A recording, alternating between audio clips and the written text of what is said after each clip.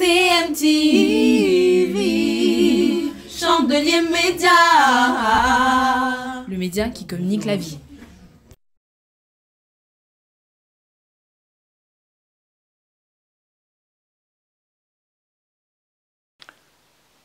Je vous salue au nom de Jésus-Christ, bien-aimés frères et sœurs, téléspectateurs de cette chaîne Chandelier Média TV.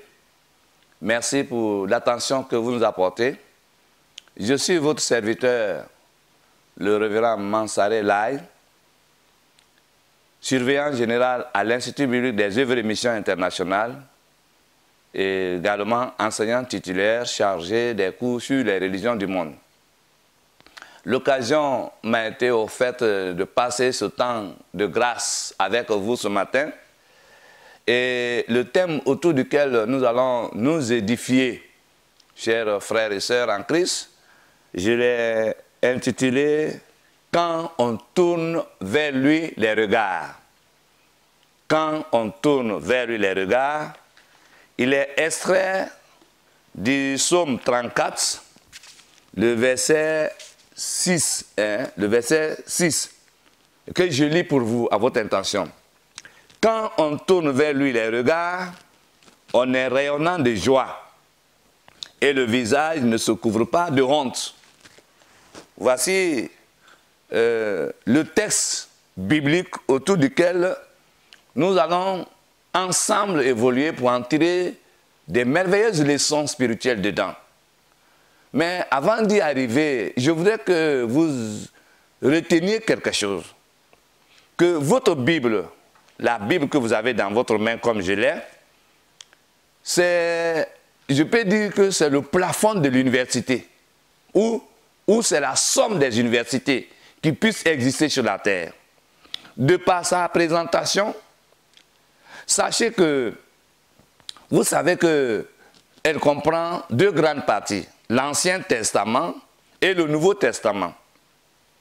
Et que l'Ancien Testament, c'est-à-dire le Testament, c'est-à-dire les paroles, il est dit Ancien Testament, ça ne veut pas dire que ce sont des paroles prohibées, ce ne sont pas des paroles annulées, des alliances annulées, mais tout simplement parce qu'elles étaient destinées à un peuple que moi j'appelle la pépinière. Israël est la pépinière de Dieu, à partir de laquelle Dieu a préparé le plan pour l'ensemencement du grand champ qui est l'humanité. Donc, la première partie de l'Ancien Testament s'appelle le Pentateuque. Le Pentateuque, il est le fondement. C'est un peu comme les lois fondamentales dans nos pays, la Constitution.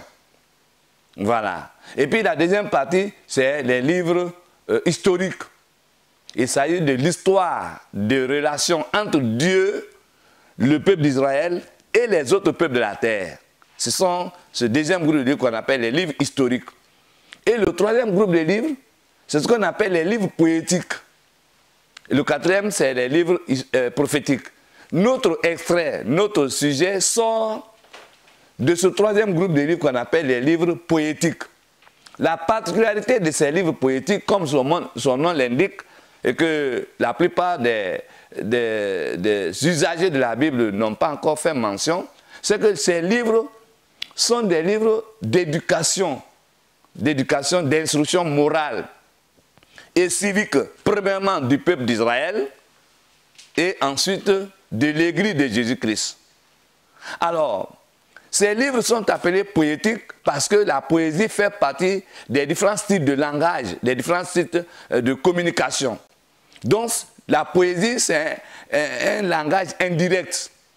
C'est pourquoi vous allez constater que ces livres composés de Job, de Psaumes, d'Ecclésiaste, de Proverbes et de Cantiques utilisent beaucoup plus de symboles.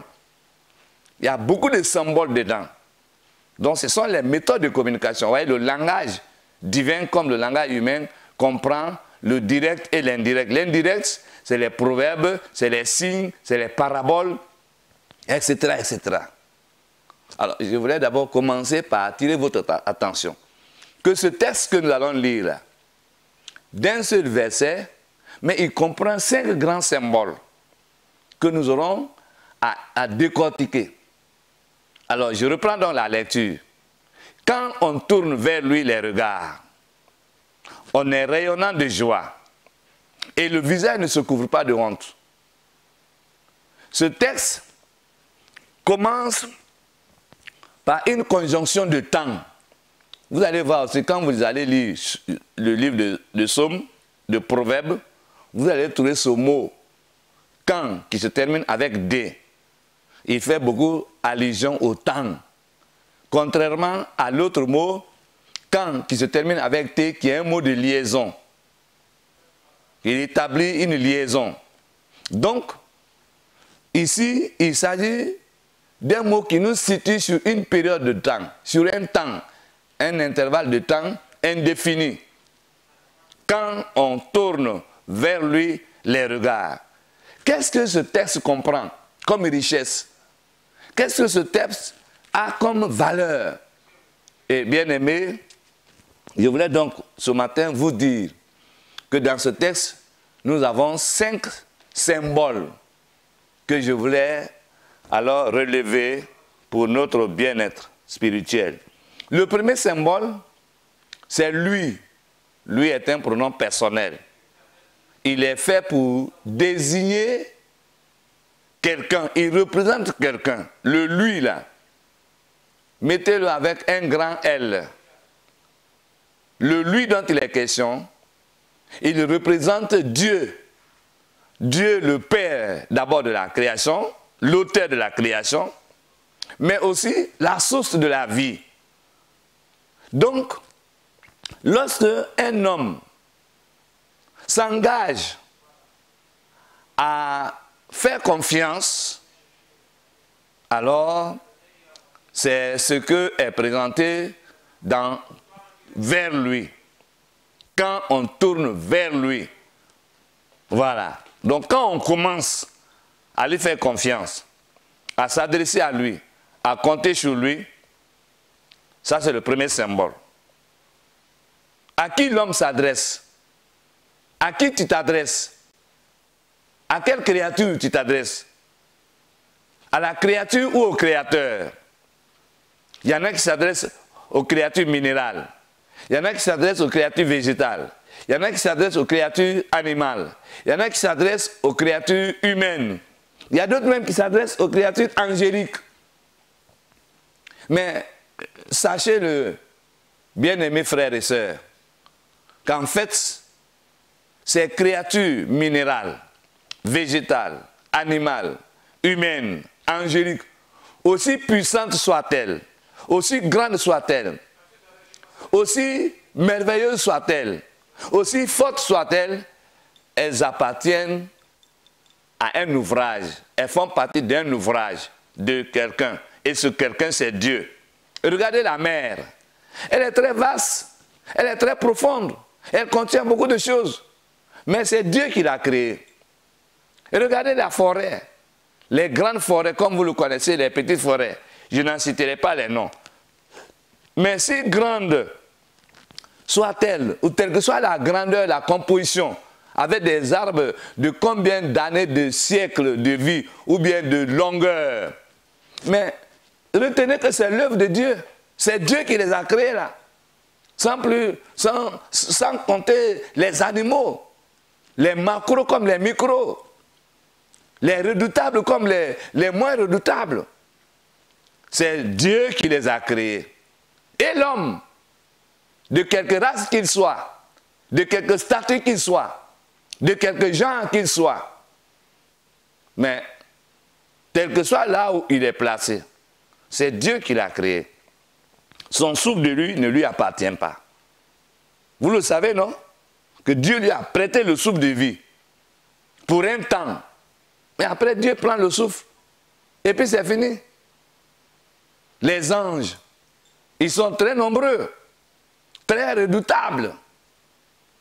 Un seul ange peut mettre Paris en déroute. Mais dans sa force-là, c'est Dieu qui l'a créé. Donc, quand tu tournes tes regards vers ces créatures, tu seras misérable. tu seras malheureux. Et c'est pourquoi les hommes ont toujours été malheureux sur cette terre. Parce qu'ils n'ont pas appris à tourner leur regard, à se confier, à chercher à connaître le Créateur. Alors, le premier symbole de notre texte, c'est celui-là. Il incarne, il représente Dieu, le véritable, le Créateur des cieux et de la terre. Ce véritable-là, il n'est pas un objet fictif. Il n'est pas un personnage imaginaire. Il est un vrai personnage vivant, doté de toutes les capacités. Et la première richesse qu'il a donnée à l'homme, c'est le langage. Bien-aimé, si tu parles, si tu réfléchis, c'est parce que celui à l'image duquel tu as été fait, là, il a le langage, il parle. Dieu continue de parler jusqu'à maintenant et jusqu'à demain. Donc, ça c'est le premier symbole dans ce texte. Le deuxième symbole, et quand on tourne vers lui, les regards. Le regard, voilà un autre symbole. Un symbole très important. Vous savez, le regard, c'est l'activité du cœur. C'est le travail du cœur. C'est la manifestation de la vie. C'est ce qu'on appelle le regard.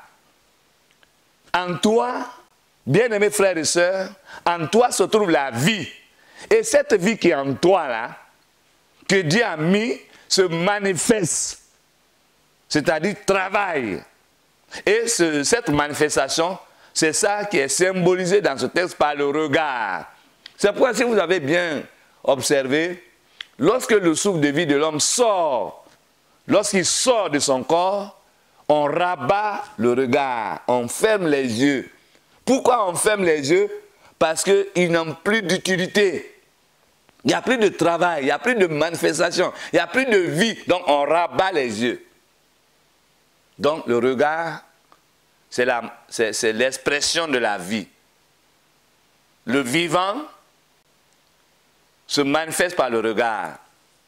Je regarde pour voir et comprendre. Donc, qu'est-ce que l'homme devrait faire en fait?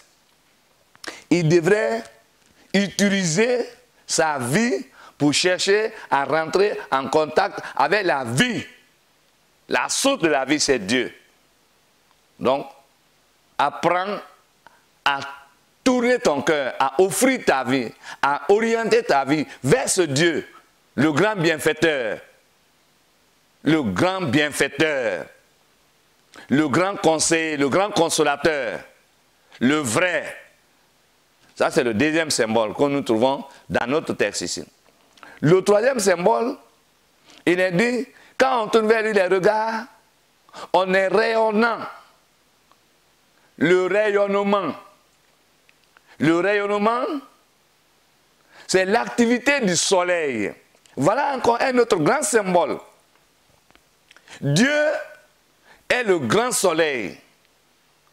Vous voyez la position du soleil par rapport à tous les autres astres. Le soleil est centriste. Il est au centre. Et son activité s'étend sur les 4 points cardinaux. Il couvre toute la terre. C'est pourquoi la Bible le symbolise dans notre texte ici par le rayonnement. C'est-à-dire c'est la manifestation du soleil. C'est ce qu'on appelle le rayonnement. Les rayons solaires. C'est la vie. Vous voyez que le soleil participe à l'entretien de la vie minérale, la vie végétale, la vie organique et la vie humaine. Toutes ces créatures ont besoin du soleil. Ah oui, je t'implore, je t'informe que c'est le soleil qui participe à la transformation.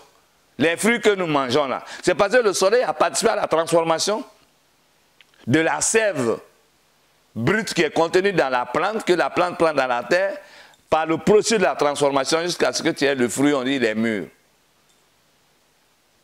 C'est comme chez l'animal aussi.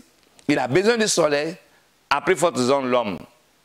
Donc il est le symbole représentant Dieu, le Père de la création, qui a le pouvoir de desservir, de servir, d'étendre son règne, de manifester sa gloire dans toutes les descendances humaines. C'est ce qu'on appelle la manifestation du Saint-Esprit. Et vous voyez, depuis l'an 33, le 50e jour de l'an 33 de notre ère, la Bible dit que les disciples étaient à la chambre haute. Dieu a répandu, il a sémé. C'est ça qu'on appelle la Pentecôte. C'est-à-dire le 50e jour, là, Dieu a sémé. Et le Saint-Esprit, depuis ce jour, est en activité pour permettre à chaque descendant d'Adam, perdu, coupable, de se réconcilier avec Dieu. Voilà ce troisième symbole, la valeur spirituelle de ce troisième symbole, le rayonnement. Donc la manifestation du Saint-Esprit permet aujourd'hui à chacun de devenir enfant de Dieu, de se reconnecter avec Dieu et d'être capable d'aimer Dieu, de servir Dieu, de vivre avec Dieu, pour Dieu, en quelque lieu qu'il soit. Ça, c'est le troisième symbole. Le quatrième symbole de notre texte ici dit on est rayonnant de joie et le regard, non, le visage, et le visage. Alors, voilà un autre symbole encore. Un grand symbole. Le visage, ouais, voilà notre visage. Le visage comprend les yeux, les oreilles, le nez, la bouche, la peau. La langue et la peau. Donc, il incarne les 5 sens. Lui, il est le symbole du souffle de vie de l'homme. Quand vous entendez le souffle de vie, il est composé de l'âme et de l'esprit. C'est ce que la Bible appelle le souffle de vie ou le cœur. Genèse 2, 7 dit, Dieu forma l'homme à partir de la poussière de la terre et il souffla dans ses narines et l'homme devint un être vivant. Vous voyez? Et à la fin du séjour de l'homme sur la terre, le souffle de vie s'en va. On dit il a rendu l'âme. Donc le souffle s'en va, c'est celui qu'il a donné, soit pour être félicité, soit pour être blâmé. Hébreux 9 dit il est réservé à l'homme de mourir une seule fois, après quoi vient le jugement. Donc, le visage, ici, c'est le souffle de vie. Quand on se confie en Dieu, Dieu vient habiter. Il vient donc comme une ressource qui va subventionner mon souffle de vie pour me rendre opérationnel, pour me rendre capable. Voilà le but du Saint-Esprit dans la présence d'un homme. Ce n'est pas pour manger le chewing-gum. Certains pensent que le Saint-Esprit, quand il est là, on dit Loria, Laria, Laria, la, la, la, la. Je me souviens, au début du réveil, en Côte d'Ivoire, à partir de l'église Baptiste Œuvre et Mission, c'était en 87, on avait une sœur qui allait dans une des localités de la Côte d'Ivoire. Et on avait une assemblée. Ouais, les gens ont mal compris le problème du Saint-Esprit. Certains pensent que le Saint-Esprit, c'est parler en langue seulement, que c'est le signe indicateur du salut. D'autres disent non, c'est la prophétie qui est le signe indicateur. C'est-à-dire que si quelqu'un a ça, ça veut dire qu'il est sauvé, il est rempli du Saint-Esprit. C'est une déviation doctrinale. Donc la sœur est allée dans cette communauté, il y avait pas, on n'était pas encore dans cette communauté, elle est allée faire le culte dans cette assemblée. Et puis, après la prédication, l'homme de Dieu va dire, l'heure est venue, tout le monde doit parler en langue. Ce que, contrairement au texte de 1 Corinthiens, le chapitre 12 et 13, ne stipule pas. Mais voilà, d'autres disent non, tout le monde doit parler en langue. Et donc, tout le monde a commencé à parler en langue. À chacun, personne pour écouter, personne pour interpréter. Et la salle est enflammée. Donc, la sœur qui était là, elle voit que l'homme de Dieu s'avance pour voir celui qui ne parle pas, il impose la main pour dire parle en langue, parle en langue. Et lui commence à... Donc, elle s'est dit, mais Qu'est-ce que je dois faire? Faut-il se laisser imposer la main? Donc, elle va improviser une langue. Elle va commencer à parler en langue. Mais en fait, c'est un dialecte ordinaire là-bas. Chamrakro. Chamrakro, chamrakro, chamrakro. Ainsi parle l'Éternel. Je suis là, repentez-vous, repentez-vous. Et le pasteur a fait recul en arrière. Il est reparti sur la chaise, il s'est mis à genoux. Donc quand eux diminuent, elle monte. Quand elle monte, eux ils diminuent. Là, chamrakro, chamrakro. Or, ce langage de Chamalako veut dire qu'il y a une catégorie d'emploi à Abidjan où ceux qui ramassent les vieilles chaussures pour les ramener à l'usine encore, pour les fondre, voilà, pour recueillir le caoutchouc là. C'est ceux-là qu'on appelle Chamalako. Voilà. Donc, et l'homme de Dieu n'aime pas le discernement. Puis il dit tout le monde n'a qu'à parler en langue. Et c'est comme ça. Et quand elle est revenue le dimanche soir, le lundi matin, elle nous a trouvés au temple. Mais vraiment, son témoignage nous a fait couler des larmes. J'ai dit, voilà un homme de Dieu qui n'a pas le discernement. Des gens qui ont la Bible, qui n'arrivent pas à comprendre la Bible et qui quand même n'entendent pas ce que la Bible dit. Pendant que le livre de 1 Corinthiens, chapitre 12, chapitre 13 et chapitre 14 explique les dons spirituels. Le rapport entre les dons spirituels. Il y en a 9 dons spirituels.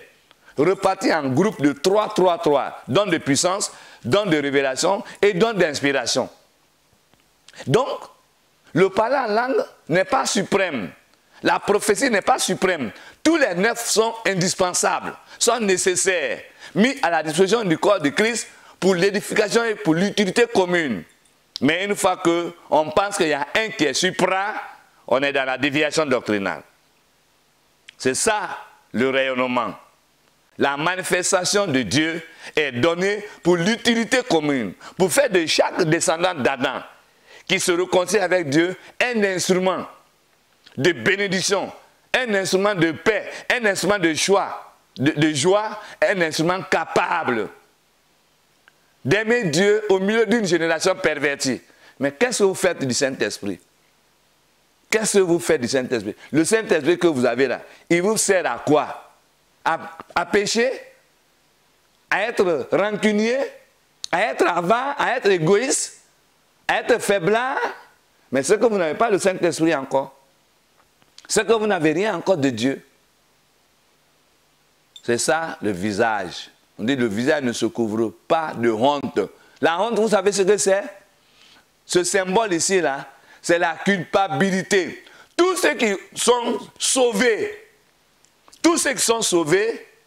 ils sont délivrés de la culpabilité. Ils sont libérés de la culpabilité.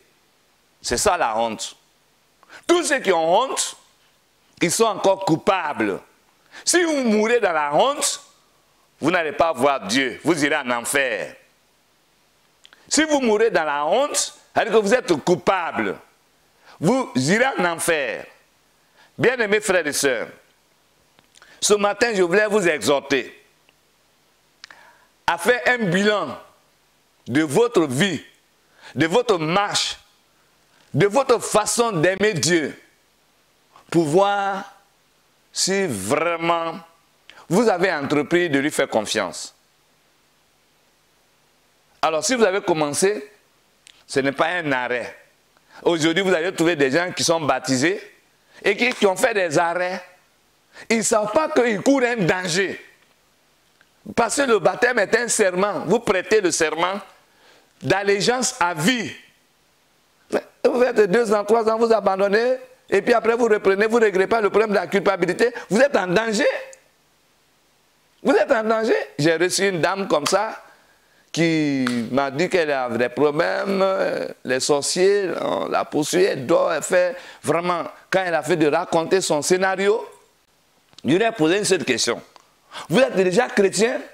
Elle dit oui. Depuis quand vous avez été baptisé?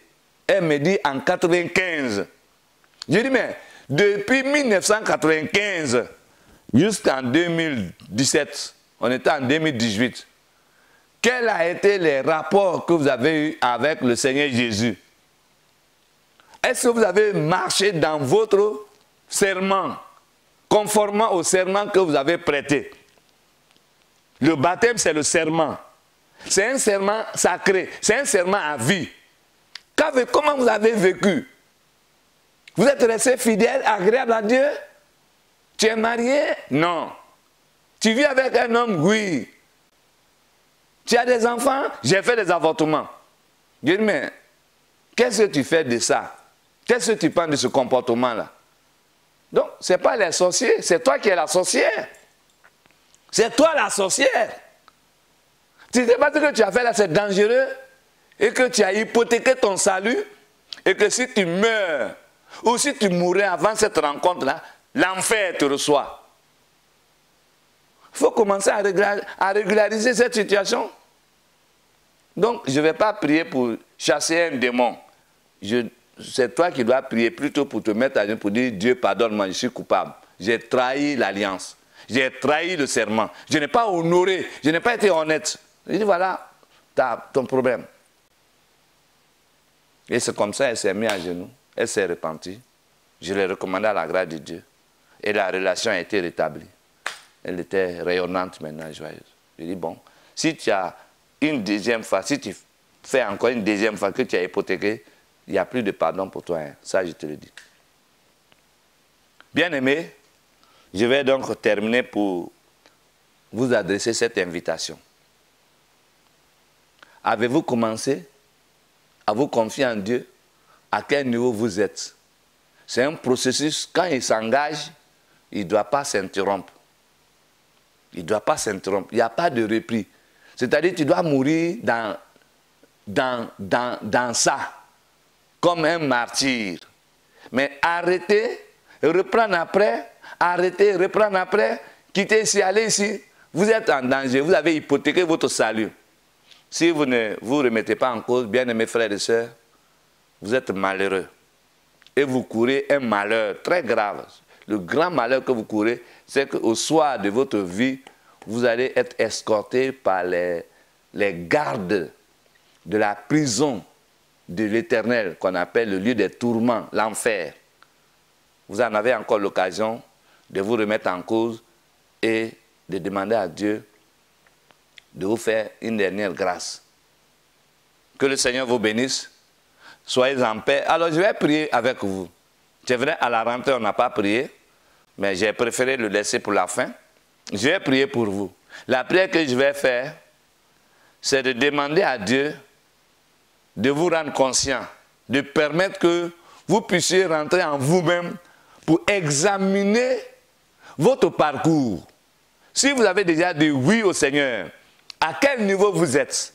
Quel genre de relation avez-vous avec le Seigneur? Est-ce que vous avez été conscient ou vous êtes conscient que le oui de votre baptême, c'est un serment que vous avez prêté? Et que ce serment-là, c'est à vie. Vous devez vivre conformément à ce serment. Vivre pour Dieu, par Dieu et avec Dieu. Si tel n'est pas le cas, alors mettez-vous en cause et recommencez. Sinon, vous êtes en danger. Seigneur, je voulais te rendre honneur et gloire pour cette occasion que tu m'as donnée ce matin de partager la vie que j'ai reçue de toi avec les bien-aimés frères et sœurs qui nous écoutent en ce moment même. Tu les connais mieux. Je ne les connais même pas, ni par leur nom, ni par leur âge, ni par leur statut, ni par leur race, ni par leur parcours, ni par leur généalogie. Je ne les connais pas. Mais ce que je sais, c'est qu'ils font partie des nombreux descendants d'Adam et Ève qui sont encore sur cette terre, à partir de ces trois grandes races primitives, la race jaune, la race blanche et la race noire. Donc il fait partie des êtres vivants. Souviens-toi de lui. En ce moment même, dans lui, de rentrer en lui-même, de s'humilier et de voir à quel degré, quel genre de relation il vit avec toi, afin qu'il implore ta grâce. Et s'il le fait, Seigneur, pardonne-le lui. Accorde-lui la grâce. Donne-lui encore l'occasion, Seigneur, d'expérimenter à nouveau l'obéissance. Donne-lui encore l'occasion de te découvrir comme un Dieu miséricordieux et compatissant. Donne-lui encore l'occasion de croire que tu l'aimes, parce que tu lui donnes l'occasion de se préparer avant la fin des jours.